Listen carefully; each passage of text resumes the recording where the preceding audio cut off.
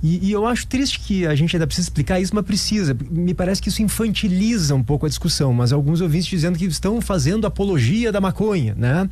Então a gente não pode conversar sobre isso, que falou sobre isso, parece que está dizendo assim, fumar maconha não faz mal. Ao contrário, o doutor Sérgio aqui está dizendo justamente, e me parece ser uma pessoa que enxerga muitos males na maconha, mas entende que criminalizar o usuário talvez não seja o caminho, porque é injusto alguém que é doente, né, responder como criminoso. Pelo que eu entendi, doutor Sérgio, me corrija se eu estiver errado. Absolutamente certo. Há 50 anos eu trabalho tentando ajudar pessoas a sair da dependência de maconha e todas as outras drogas. Eu queria que a doutora Laura desse o seu ponto de vista também em relação a isso, doutora Laura, por favor, sobre o consumo da maconha. A gente não está defendendo que se consuma, claro, né? Não, eu acho, PG, isso que tu falou sobre essa infantilização é muito importante a gente levantar essa questão, porque muita gente vê o tema de política de drogas como um tema tabu que não pode ser conversado, e eu sempre defendo o oposto. Eu acho que a gente tem que falar sobre isso, a gente tem que debater, porque é algo que faz parte da nossa realidade, então tem que ser discutido, né? E eu acredito que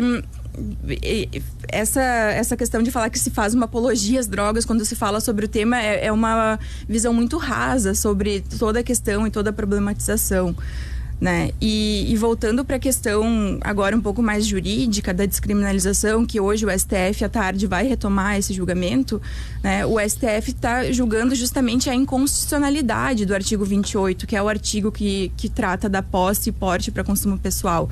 E por que inconstitucionalidade? Né? Porque o Estado não pode legislar na vida particular e íntima da pessoa. A pessoa tem o direito de optar o que ela vai colocar no seu corpo e de que maneira ela vai viver, enfim, a sua vida particular. E acho que é importante a gente levantar uma coisa que acho que agora pode ser que seja um pouco polêmico, e vamos ver pelas mensagens que tu receber. Vai ser, não te preocupe. Mas a gente precisa fazer uma diferenciação, e isso é uma diferenciação que é feita, pelo menos, principalmente quando se trata de políticas de redução de danos em matéria de política de drogas, é que nem todo consumidor é um consumidor problemático de drogas. E a gente precisa fazer essa distinção. Nem todo usuário de drogas é um usuário problemático. Existem pessoas que passam boa parte da vida fazendo um consumo recreativo e não problemático de substâncias, como acontece com o álcool, né? Enquanto a gente estava falando sobre essa questão de controle e descriminalização, me veio algo na cabeça que eu acho que a gente pode falar, que é justamente a descriminalização vai tirar a abordagem criminal, né, do problema do uso de drogas e vai tentar levar para a via administrativa. E o Brasil é uma referência mundial nesse ponto quando tratou da questão do cigarro. A gente sabe como era há 20 anos o uso do tabaco no Brasil e como é hoje. Existe um número muito menor de pessoas que fumam.